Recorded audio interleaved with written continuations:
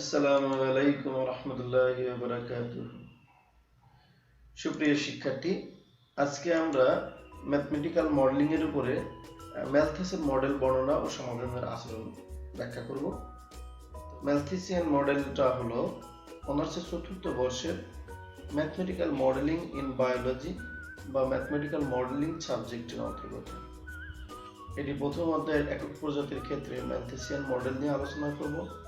তবে বলে রাখি, গাণিতিক মডেলিং বা ম্যাথমেটিক্যাল মডেলিং ইন বায়োলজি সুন্দর একটা সাবজেক্ট। এই সাবজেক্টটার জন্য আমাদের টোটাল 12টা থেকে 15টা ওয়েবসাইট অর্থাৎ পর্ব থাকবে। এই 12 থেকে 15টা পর্ব করলে মোটামুটি যে বই ফলো করুক, বাসায় যদি প্র্যাকটিস করে, তাহলে আশা করি মডেলিং সাবজেক্ট সম্পর্কে তার একটা ধারণা থাকবে। তো তারই ধারাবাহিকতায় আমরা প্রথম পর্ব আলোচনা করছি ম্যালথিস মডেল বর্ণনা ও সমাধানের আচরণ। তো চলুন দেখি যে আমরা ম্যালথিসিয়ান মডেল বা এক্সপোনেনশিয়াল মডেল কি ধারণা দিচ্ছি। একক প্রজাতির অবিচ্ছিন্ন জনসংখ্যা মডেলের সূচকীয় বৃদ্ধি বা ম্যালথিস মডেল সম্পর্কে বেসিক কিছু কথা। সেটা হলো বিশিষ্ট ব্রিটিশ সমাজবিজ্ঞানী, অর্থনীতিবিদ ও জনসংখ্যাবিদ থমাস রবার্ট ম্যালথাস তার 1798 সালে প্রকাশিত an easy on the principal of population নামক গ্রন্থে এই অভিমত উল্লেখ করেন যে অনিয়ন্ত্রিত জনসংখ্যা সূচকীয় হারে বৃদ্ধিপ্রাপ্ত হয় এবং এটি গাণিতিক হারে বর্ধনশীল জীবন ধারণের জন্য প্রয়োজনীয় সম্পদকে অতি দ্রুত নিঃশেষিত করে। ফলে অতি দ্রুত জনসংখ্যা মানুষের নিয়ন্ত্রণের বাইরে চলে যাবে এবং জনসংখ্যা দুর্ভিক্ষ এবং প্রাকৃতিক দুর্যোগের মাধ্যমে প্রকৃতি দ্বারা নিয়ন্ত্রিত হবে, যাকে ম্যালথাস দুর্যোগ বলা হয়। Describe the Malthusian model of a single species population. Find the complete solution of the model. Discuss the behavior of the model. এটা হলো আমাদের প্রশ্ন। এখন এখানে বাংলায় যদি বলি একক প্রজাতির জনসংখ্যার জন্য ম্যালথাসের মডেল বর্ণনা করো, এই মডেলের সম্পূর্ণ সমাধান নির্ণয় করো, মডেলটির আচরণ আলোচনা করো। Let nt n of t be the population of a single species at time t, then the rate of change equal birth minus death plus migration is the conservation equation for the population. এটাকে বলা হচ্ছে conservation equation অর্থাৎ সংরক্ষণ সমীকরণ জনসংখ্যার ক্ষেত্রে। জন্ম minus মৃত্যু প্লাস মাইগ্রেশন। এই মাইগ্রেশনটা বলতে বোঝানো হচ্ছে, ক্লিয়ার করি আমি একটু, পৃথিবীতে জন্মগ্রহণ করে আর যে অংশ মারা যায় বাকি অংশ হলো জনসংখ্যা বৃদ্ধির হার। এক্ষেত্রে আমরা মাইগ্রেশন জিনিসটা কেমন, তো মাইগ্রেশন হলো আমরা ধারণা করি 750 কোটি মানুষে একজন মানুষ পশু থেকে মানুষ হয়ে গেছে, তাহলে একজনকে কিন্তু বেড়ে যেতে পারে।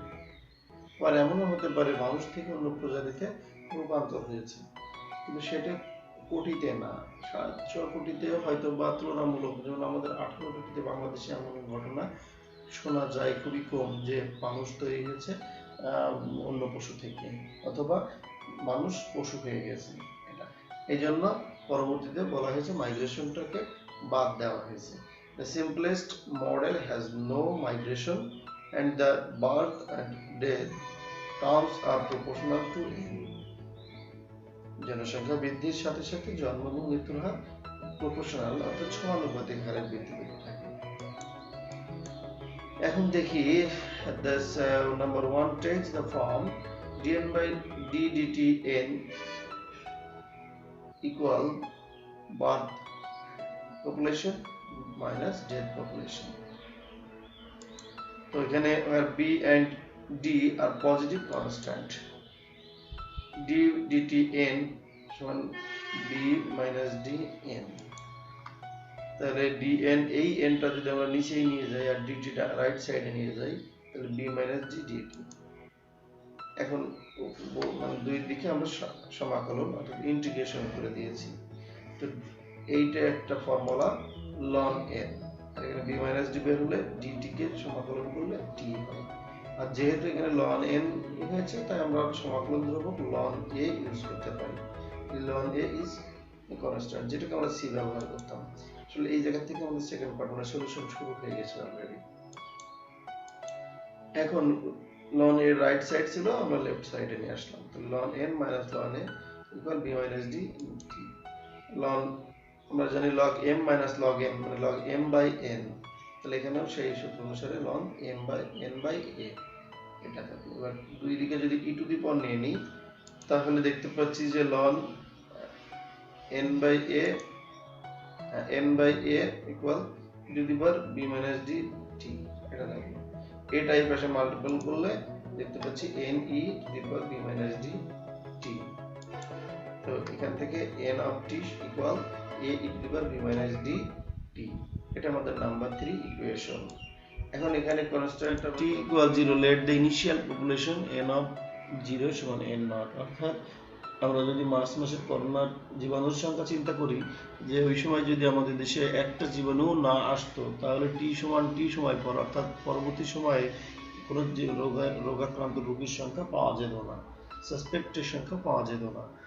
এই জন্য আমাদের বুঝতে হবে যে টি সমান আদি সময়, অর্থাৎ আমাদের মার্চ মাসের সময়ে যদি এন অফ 0 অর্থাৎ আদি সময়ে, যে 0 বলতে আদি সময়, যদি কোনো জনসংখ্যা আক্রান্ত না হতো বা কোনো জীবাণু না আসতো তাহলে কোনো স্প্রেড মানে ছড়াতো না। তো যেহেতু এখানে এন নট আদি অবস্থায় এন নট একটা অন্তত জীবাণু ছিল, তাই আমরা ছড়াবে দেখি কিভাবে যে এন অফ 0 সমান এ টু দি পাওয়ার টি সময় 0, তাহলে এ থাকে, অর্থাৎ এন নট সমান এ সমান এন নট, অর্থাৎ এন নট যেটা দেখাচ্ছি এটা। এখন এখানে put into value of A in number 3 equation we get, এই যে একটা জীবাণু ছিল সেইটা এখন আমাদের মূল ইকুয়েশনে কিন্তু স্প্রেড হচ্ছে, এই যে এন নটটা এর ভিতরে চলে গেছে, তাহলে N of T N not e to the power B minus D T. এইটা আমাদের 4 নম্বর ইকুয়েশন, যেটাকে আমরা ম্যালথেসিয়ান মডেল ইকুয়েশন বলা হচ্ছে। এখন এর বিহেভিয়ার দেখবো, থার্ড পার্টটি আমাদের। তো thus the Malthus model with b minus d greater than 0 predicts, ভবিষ্যৎবাণী করা যায়, that the population will grow exponentially for all time as shown in the following figure. যে রেশিওতে বাড়ছে তা কিন্তু বৃদ্ধি পেতে থাকছে সূচকীয় হারে, এটাকে আমরা বলছি গ্রোথ মডেলটা হচ্ছে কি এক্সপোনেনশিয়ালি মিনিং সূচকীয় হারে। সূচকটা কি ই টু দি পাওয়ার x এর গ্রাফ স্কেচ করলে আমরা যেভাবে ওঠে সেই রেশিওতে ইনক্রিজ হতে থাকছে। তো equation 2 is accurate for many populations at least for limited period of time. However, such ideal conditions cannot continue indefinitely.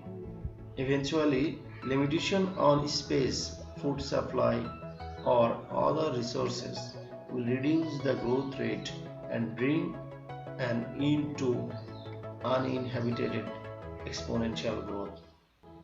তো এইটা ছিল আমাদের ইকুয়েশনের বিহেভিয়ার।